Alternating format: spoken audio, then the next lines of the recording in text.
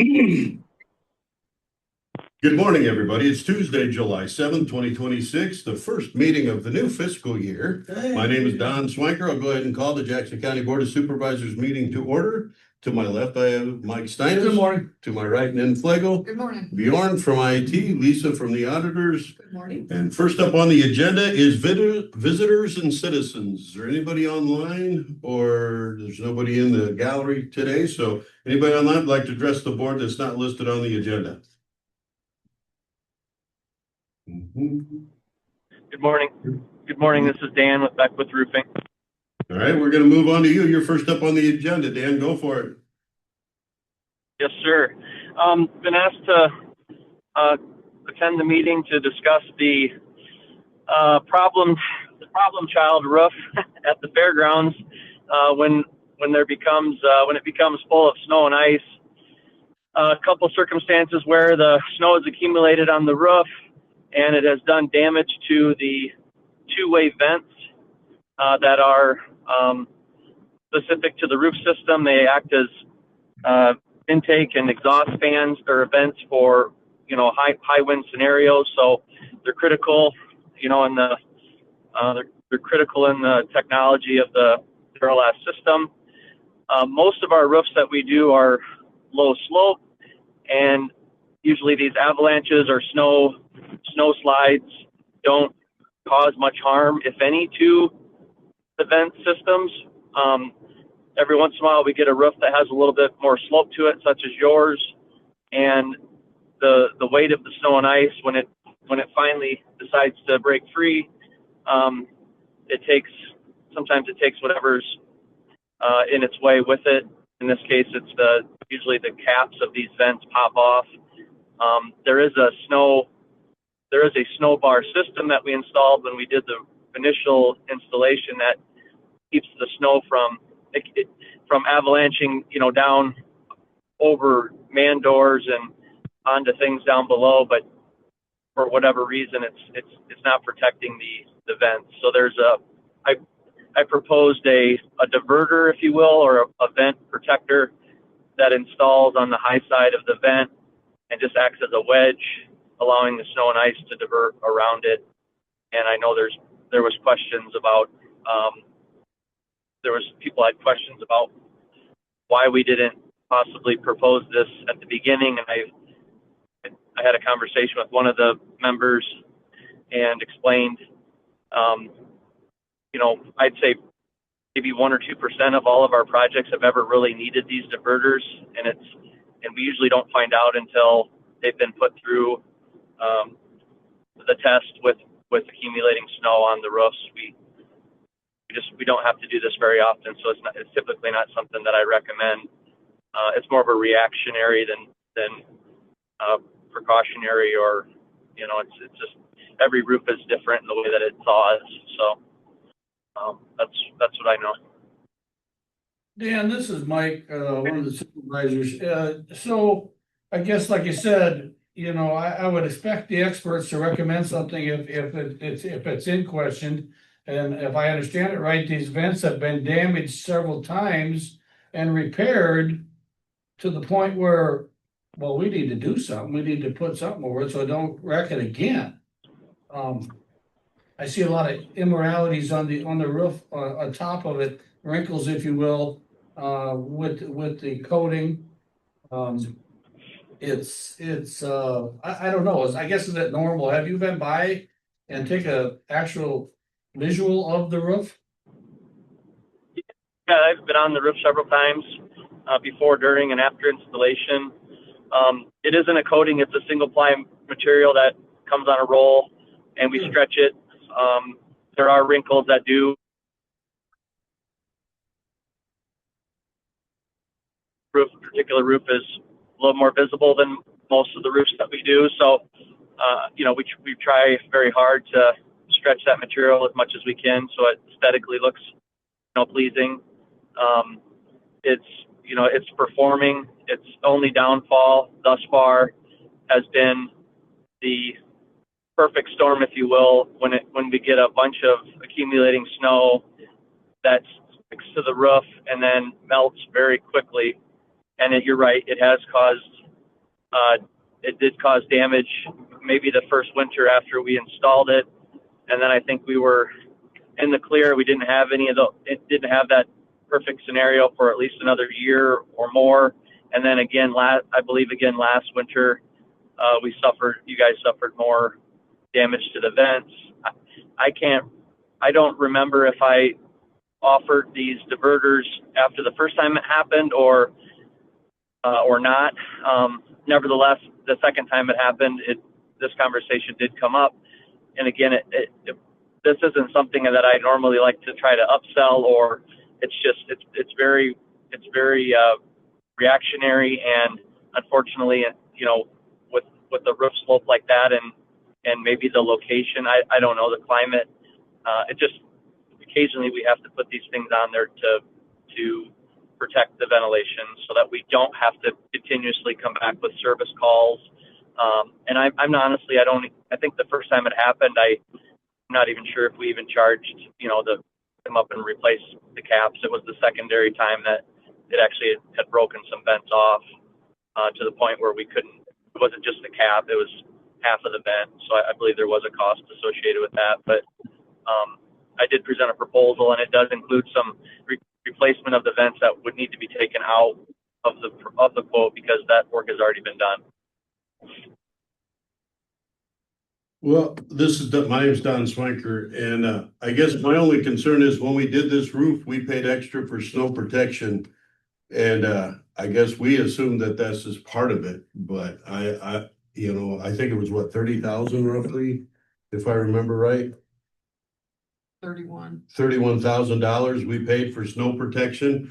And I see this as a piece. I think the quote we got to fix this is like $2,800, or you kind of assume it would be included in that. I mean, we tried to make sure we got everything we needed the first time. Granted, this happened before I got elected and was put on the board, but it just seems like it would be part of it when you're trying to protect vents and stuff. So, well, that's an assumption, and you could, the devil's advocate would be I could have assumed that, at the beginning that they may be needed and charged more up front for them, and maybe they weren't needed. Honestly, I've been doing this for 25 years, and I can count on one hand, how many roofs act like the way your guys' does. There's another one behind it's a twin to our building in Clinton, and the same darn thing happened. They don't have snow protection because it's a 2-story building, and there's nothing, all the man doors and loading doors are on the gable ends of the building. So they just let the snow run off, slide off and land in the lot. But it's it's a rare occurrence, and in 9.9 times out of 10, we don't ever even have to use them. But for whatever reason with that, must be just with that particular slope, because the snow fence should hold that snow on. The purpose of the snow fence is to hold that on so that so that this doesn't happen. But like I said, I don't know if the manufacturer, I gave them the slope of the roof, the dimensions of the roof, because it all goes into how what they recommend for this fence. And, for whatever reason, Mother Nature's, working against us in those. It's not going to happen unless you get that, again, like I said, that ideal 6, 8, 10 inches of snow and ice forming underneath of it. And then all of a sudden it turns at 50 degrees and the sun pops out, and then it just raises havoc on not only your roof, but it does it to residential gutters and metal roofs. And, anybody that doesn't have the adequate protection, or it's kind of like, in my opinion, it's kind of like heat tape. Heat tape is not something that we sell to every customer, but every once in a while we get those winters where, boy, you wish you had it in there because you have a huge ice dam and it backs up in a valley or something. Just one thing we can't control is Mother Nature. So. Dan, this is Mike again. So you mentioned that you turned all the specs in and whatnot to the manufacturer. Is there any recourse for us to go back to the manufacturer and say, hey, this should have been covered? You had the specs. Let's do it right. Or maybe they didn't know about the vents, or somehow I feel that we're not liable for this whole deal. That's my whole point. And I also would like to Yeah, know I know. how they're attached to that roof. They are just we cut a maybe a 6-inch diameter hole, and on the bottom part of the vent, there's a piece of, we'll call it an 8-inch diameter piece of plastic with some kind of some. They don't fasten to the roof. They're just slid in this hole, and then they have a base on it that's the same material as the roof membrane, and it's just heat welded, so that when air goes in, it's just all we're ventilating the air is right beneath the roof membrane, so that it sucks. One vent's going to let air in, one's going to let air out. It's going to suck that membrane tight to the insulation and keep it on in tornado, high wind, straight line wind, or tornado event. So you're cutting a hole in the existing membrane? Yeah, we cut a hole in the roof, and then we slide this vent in place, and then it has a base of material or membrane, say it's 12 inches by 12 inches, and we heat weld that, just like we seam a roof, we heat weld it down to the base material. So kind of hard to explain, but I would appear to think of something like a flashing around the chimney where it's underneath on top and over top on the bottom, or something like that. Yeah, you got it. You got it. Yep. I'm still kind of reluctant to say that we're responsible for all of that. I don't know. Well, I mean, considering, this is an employee other supervisor. I mean, maybe we can meet in the middle. Maybe. I mean, I feel like I have a leg to stand on, but at the same time, maybe we, I guess the more expensive part is the labor of this scenario. Maybe get you guys to pay for the diverters themselves, and I'll pay the people to put them on. Let's compromise and I guess just get something in place so that this doesn't happen again, and everybody will win. I think we could probably agree to something like that. Yeah. Let's do it before winter. Okay. that would need to be. I will email I'll email a price for the material. We'll take action. Okay. I can do that. All right. I Anything else appreciate for it, Dan? Dan, this You is, guys are welcome. Yes. would you Hi. mind emailing that to me? I know that I had some correspondence there. Would you just mind emailing that proposal to me? I'd be happy to. All right, that would work then. Thank you. Hang on. Just hang on a minute. Okay. Well, thanks for listening to my spiel, and appreciate you guys working with us on it. Hang on, Dan, here. Are you doing this momentarily so we can either take action today, it's on our agenda, or is something that we have to do next week? I say let's get the proposal back, and then we can take action Okay. and get going. Yeah, I can have a proposal to you sometime tomorrow. I'm on the road today, but tomorrow I can get something on the email. Yep. I'll put that next I don't week. I don't remember how many that there are, what the cost is. All right. Sounds good. Thank you. You're very welcome. Enjoy your day. All I know. right. Bye. Just on time, we have Jennifer Jones with her quarters officer. Come on down. Good morning.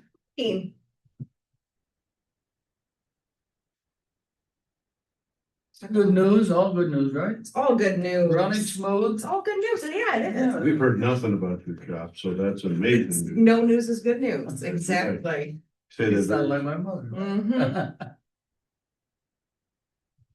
So I've got my end of month report and my fiscal end Oh, report. all right. So just for curiosity, and just, so you took in almost $500,000 for the year. How much did Jackson County get to keep? 150. That's what everybody needs to know. Well, and like, I guess a little explanation is due. Is there a percentage for each different type of transaction, I suppose, or like transfer costs, fees? Boats, Like the- automobiles and ATVs. So we get a buck for We get to ATVs yeah, or we what? retain $2. For vital records, we retain $4. Whether it's a $35 marriage application or a $20 certified copy. That has just increased from $15 to $20. The increase, of course, does not go to us, it goes to the state because there was a shortfall in their state medical examiner's office. The mandate, yeah. So now we're going to charge more for birth certificates and marriage certificates and Okay, death certificates. Transfer tax, how's that? We keep very little That's what I figured. of transfer tax, 0.175 maybe? Which is a lot of transactions too, I assume? Yeah. Every land transaction, yeah, so like sales tax for the Department of Revenue for sales tax, yeah, we keep our 1%. so you'd be looking for a motion to approve for the month of June 2026, correct? Yes, Total fees collected being what, $43,820.42. yep. Again, there's not a lot of explanation. I mean, we have it, of course, and we can see what the fees are and the Mhm. totals when it's said and done. I mean, anybody can go get that information, correct? Correct. I would make a motion to approve June's report as presented. I'd second that. We got a motion by Mike, second by Nan to make a motion to accept, place on file and authorize chair and auditor signatures on the county recorder's report of fees collected on the month of June 2026 in the amount of $43,820.42, correct? Mhm. All those in favor say aye. Aye. Aye. Opposed? Motion carries. Then we would need to do the same for the fiscal year report. I would make that motion. I would second. Got a motion by Nan, second by Mike to accept, place on file and authorize chair and auditor signatures on the county recorder report of fees collected for fiscal year 25-26 in the amount of $496,402.65, of which we get to keep $150,422.09. Any other discussion? All those in favor say aye. Opposed? Motion carries. Good job. Thank you very much. Appreciate the seamless transition. Trying All to right. bring news to nothing. Next up, we have Jaden Shuck with the engineer's office and his basket of planning coming in. Good morning. Good morning. On our agenda is a funding agreement for the CHBP grant that was received. That stands for Competitive Highway Bridges and Grading. So, refresh everybody, this has been a couple of years in the making, but a year and a half or so ago, we applied jointly with Iowa DOT and multiple other counties for the federal fiscal year 24 CHBP grant project. Our bridge included in the grant was a bridge on 578th Avenue. It's over in the southeast part of the county. Ultimately, that project or that grant was awarded to the DOT, which again, we were included in that for almost nearly $35 million. So this project, our bridge will be bundled with Dubuque County and City of Dyersville bridge projects. So of all these entities that apply jointly, they bundle the projects. So our project will be let at the same time with Dubuque County and City of Dyersville. So our bridge on 578th Avenue is awarded amount up to $528,000.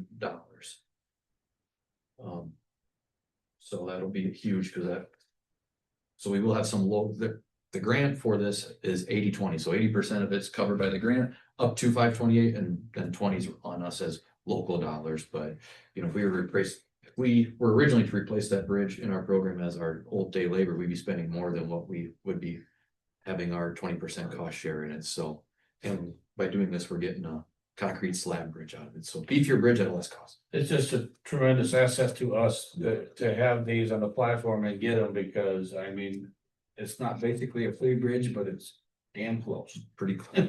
Yeah. That's close as you can get.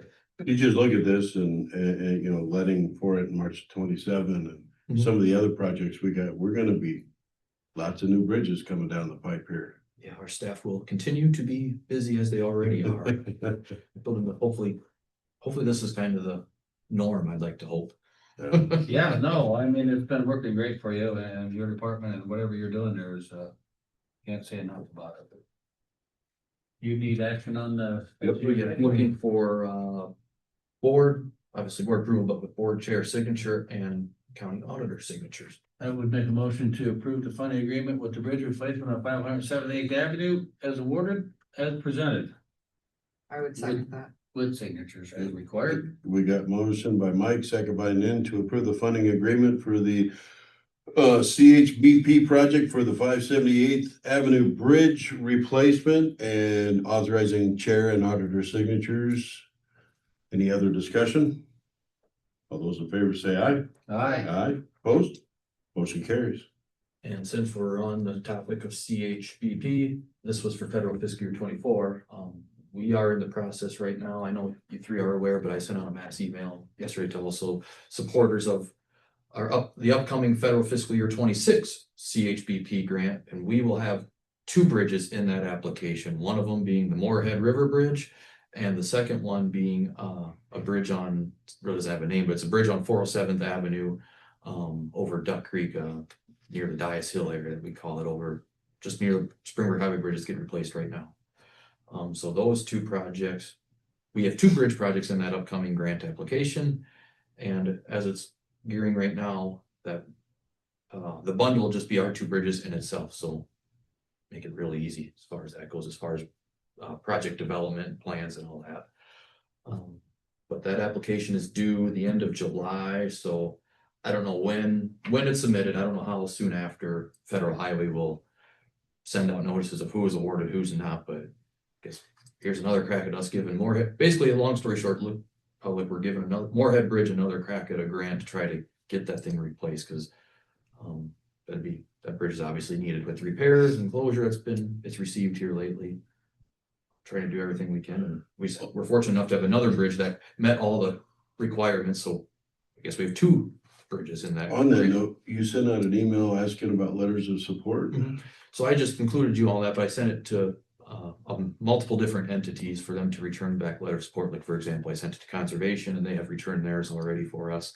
Because those letters of support, similar with like the bill grant for Iron Bridge and whatnot, they get included with the application for federal highway to review. Okay. I know I sent it to many different entities. Yeah. So you want one from us too? There will be one on a following board meeting, like a 2080 agreement type, as same as this one was. Okay. But that will be upcoming here, whether it's next week or the following. But Okay.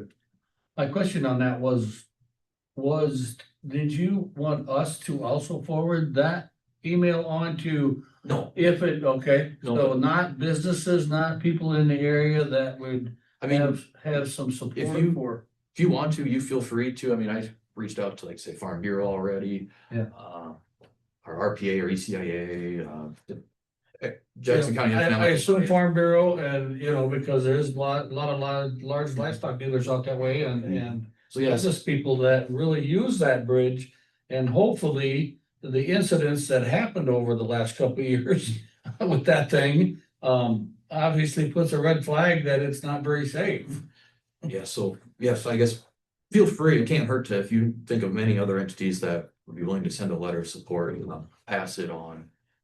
Because I know, like, as it relates to the Moorhead Bridge, I also sent it to like Kokota Caves or Maquoketa DNR to try to get maybe DNR support, because I know that bridge kind of is a cut through from 64 to the Caves Road, so access to the Caves State Park in a roundabout way. So trying to reach as many entities as possible. Yeah. With that bridge. We have also been informed by the County Engineers Association that they have been informed by a state senator of a potential grant award. I don't want to say names. I don't want to publicly announce it yet, but we're very hopeful that there's very soon we should announce another grant that we are awarded. So stay tuned for more details on that. Good. Construction projects, very busy yet. We have the 3 bridges going on 450th Avenue over by Preston. That one, the rails poured. The grading contractor is going to be in next week to do all the grading, riprap placement, granular road rebuilding back up. So that one should be wrapped up here in a couple of weeks and back open. The Z15 bridge or Springbrook Highway Bridge, that one, the contractor is actually out there right now paving the northbound lanes from beginning to end of the project and bridge approaches. Tomorrow they'll pave the southbound lanes, and with the hope of at least opening within the next couple of weeks. I don't want to give a defined date yet because it's weather dependent on, and still other subs have got to come in, but in the very near future, that one should be open. So is there a grading and riprap all in that one completed already also? Most of the, all the riprap is, most of the grading is short of, Okay. once they just gotta bring it up to the new slab that's poured. And then the guardrail contractor's gotta come in, and pavement markings, the seating contractors, so. Few, and obviously some of that's weather dependent, but the hope is very soon, but yes, it is dependent on other subcontractors yet. The Channelworth Bridge, Coca River has risen up again, but luckily it's not altering progress yet. They have all of the substructure done on the entire bridge. The abutments and the piers are all built, so now it's waiting for the waters in the Coca River to recede enough to where they can bring cranes up closer to the river to start setting beams on top to over the center span of the river. But right now the water's kind of high yet for them to do that. And then the paving project on the Bernard Road, that's going well. We've been, the contractor and ourselves have been working with property owners along there as far as access. Everything's been going really well as far as I'm aware. As far as access, construction wise, everything's going well too. They, assuming no plant breakdowns or weather looks like it's going to be good. That the paving itself should be wrapped up probably by tomorrow or Thursday of this week. With obviously there'll be some side road aprons and other stuff to do, but as far as the main paving work should be wrapped up this week. The guys Went out and visited them last week in that 100-degree temperature. They were at it. yeah, they Dump truck after dump truck full of concrete, and they were rolling that thing along. And yeah, I heard the day before it didn't go quite so well for them, but yeah. So I think last Tuesday is when they started which seems typical of paving projects. The first day is working out all the bugs, but after that has been smooth sailing since. And yeah, they've been starting at 5:30 in the morning and going until 7 o'clock at night. Working through the heat. talking to some of your guys or your crew out there, the inspectors, of course, and taking it was interesting to watch to take the air. Oh, the air entrainment. Yeah, entrainment sample, if you will, and to see, but that kind of weather and he was talking 1,000 feet a day. I mean, that's pretty, or 1,400. I can't remember what he told me. I mean, they were hopeful to try to, with no plant breakdowns, 3/4 of a mile a day. They haven't been able to achieve that, that's but what he's talking. But that's a lot of dump trucks full of concrete. I'm just saying, man. Well, they've been using the Hurstville cut across. Oh, yeah. It's just a constant flow back and forth. And anytime I saw dump truck passing dump trucks, 'cause I mean. I got in the one middle was- of my side by side. I said, I get the heck out of here before I get run over. so it's a good thing the Caves Road is, obviously on our 5-year program, because that's being used as a haul route to get to the Bernard Road, and Yeah. the road was already in need of it prior to this, and just a lot of extra traffic on that road, but it's going really well, and yeah, I encourage you all to take a look at it sometime, or you wait till the project's done, whatever, but That's quite going to the be a improvement. great improvement Yeah. again too. So yeah, the guys are very busy. Luckily, by the end of this month, a lot of these projects, well, the 2 bridge projects done, paving project will be slowing down quite a bit. So at the end of this month, it'll give our guys some breathing room to get caught up on the paperwork side of things, to keep in line with the DOT when they come to audit our projects. But yeah, very busy right now. And then not to take up too much time, but on the secondary road side of the maintenance guys side of things, they're back to reclaiming now that weather's been allowable for us to do that. We're not getting dumped with rain every other day. They've also continued brush cutting ahead of roads that we're gonna reclaim yet, so they're in full force working on our crowning of our roadways, which is obviously very important too. So I know usually we get maps of where you guys are trying to reclaim. did I not send those yet? Uh, Okay, I'm gonna do that as soon as I get done here, so I don't forget If about you it any can print them longer. out for me, cause I got them in a Mhm. book, so Yeah, I appreciate I'll just, it. yeah, would you like them emailed or printed off, I guess? Print it. Right. Okay, That's fine. I'll go get that done ASAP. Cool. Appreciate Yeah, and I had some really good comments again about the brush clearing that's being done. They really appreciate that. I know it's work in progress, if you will. I mean, there's a lot of it we got behind on and we're working at it and lucky we have the equipment that we have now and hopefully it holds up for us and keeps on. On another note, I just noticed it was like 86 yesterday. That was our high temperature or something, but it said the high for the record was 105 in 1936. So it did get hot back then too. 105 in 1936. I thought, back to reclaiming. We're in our 4th year doing that. How much is left?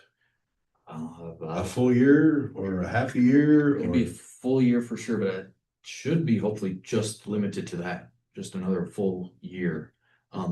Depending on what they all get done this year, I guess, because we probably held off for the whole month of June. I don't think we did any reclaiming just because of the weather that we received. So depending how well they can get caught back up or what fall or late summer, early fall, what that weather's like to allow. But if we can get everything we had planned this year, it should be limited to just one more year. so in the original plan, it was a 5-year or 6-year process, whatever it was going to be, and whatever happened.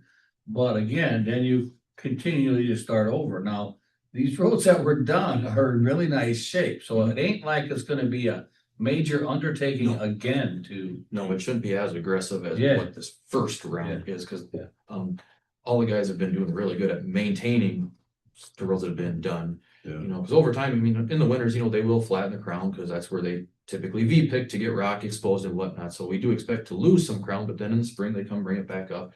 And, overall, they're maintaining that crown. And if there are some areas that we tend to see get flat, we work with the guys to get that corrected. But yes, the second time around should be quicker and less aggressive. Well, I'm gonna say, them guys right now have got it down to a science. There's no doubt, no question that we had our issues early on. And we There's did, a learning curve. there is a learning curve. We had some issues and we corrected ourselves, or they did, I should say.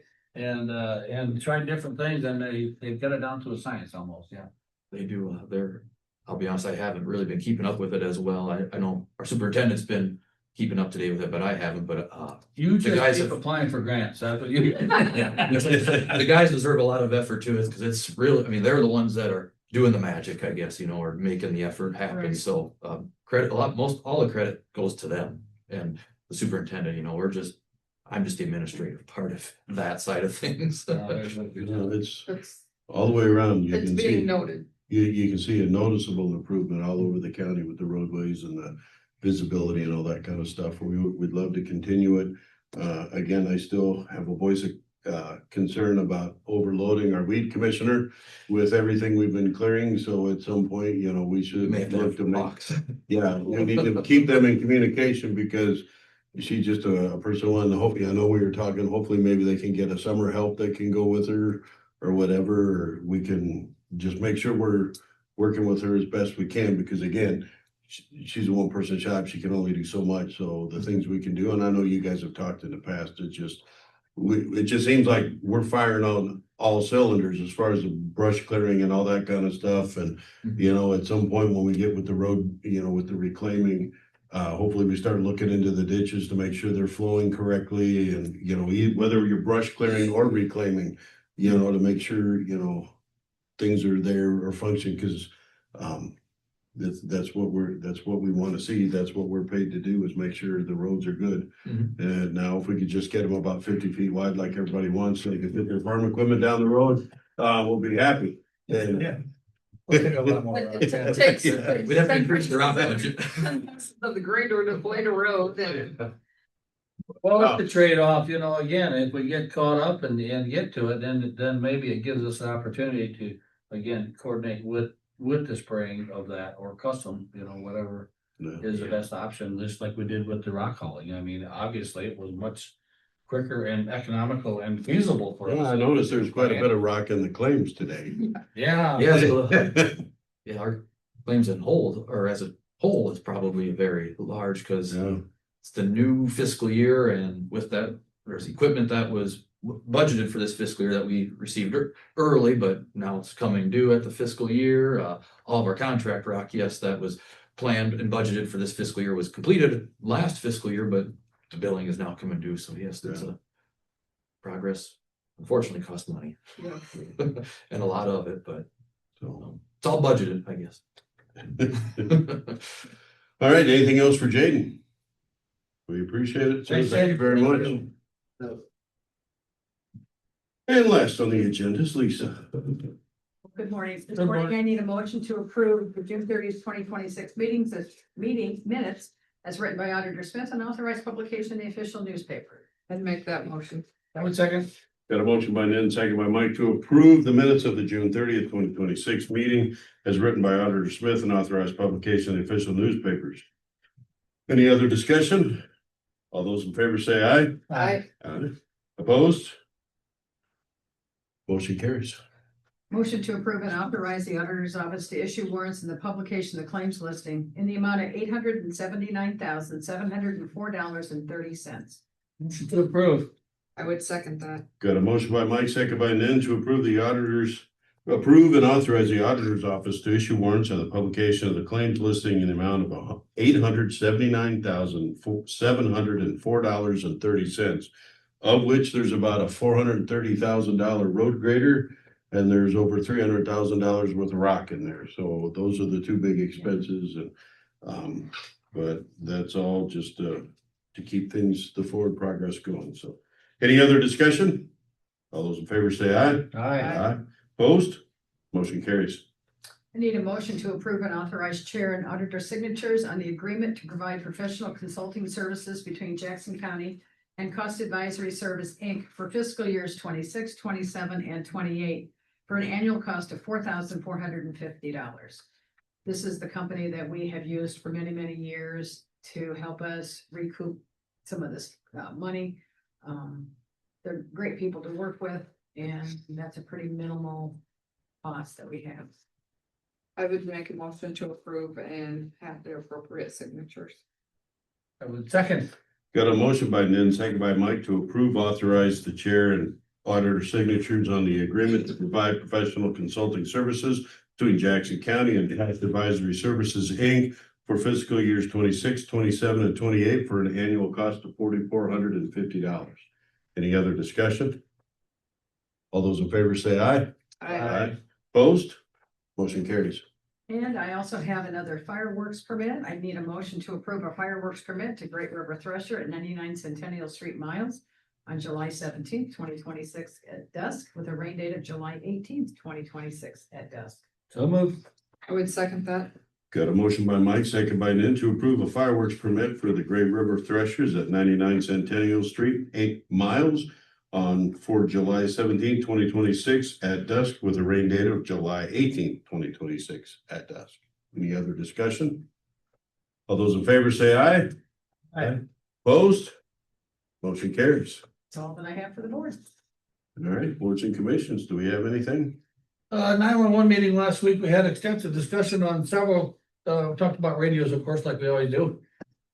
How pricey they are, Never and ending. what they do, and what's the best one, and there's some new options out there for us, and they're doing some studies on how we can get, we have a couple dead spots that they're not real happy with. You know, again, we're fortunate to have the Essex towers that we have, but Bellevue, of course, has some dead spots, Sevilla has some dead spots, Lamont has some northeast of them apparently, and I think Macocota might be having a few issues here and there, off and on, but we're getting more information from suppliers and contractors, if you will, and see if we can get a little better coverage. You know, it's not very often that you have to have some, you know, but if you lose coverage and you lose a life or something because of it, it's not worth it. So, I know when I sat in a meeting a few months back and the Motorola guy was gonna come back with kind of a proposal of what he thought would be the best recommendation to fix these problems. Did he? We did, and they come back and they were doing some testing on a couple different existing towers that we're trying to get permission to put an antenna or repeater on, whatever they need to use. But again, it's we wanna do some more testing to maybe get higher on them towers. We had a basket truck from the city of Bellevue on top of the hill and it only reaches so far, but, again, a little more testing and to get the nuts and bolts all figured out is, it's demanding and it's hard to get. Our terrain is beautiful, Yes. but it causes issues for It's hard that. to get answers back sometimes. They're busy too and they don't return as quickly as we'd like, but, again, we're not the only fish in the river, so, Right. that they're dealing with, so it's just a pricey system, but you gotta have it. So, Okay. I mean, you got the minutes and stuff, so it's kind of in there self-explanatory. It gets kind of complicated once in a while, but I have nothing. I thought I had a workforce meeting yesterday, but there was some confusion about, there's been a lot of different invitations and stuff set out with the transition, so there's even a question whether it was really a meeting last night. Some people did, some people didn't. So we're working out some things. All right, if that's all we got, Make a motion to adjourn. I would second. we got a motion by Nin, second by Mike to adjourn. Any other discussion? All those in favor say aye. Aye. Opposed? Have a great day, everybody.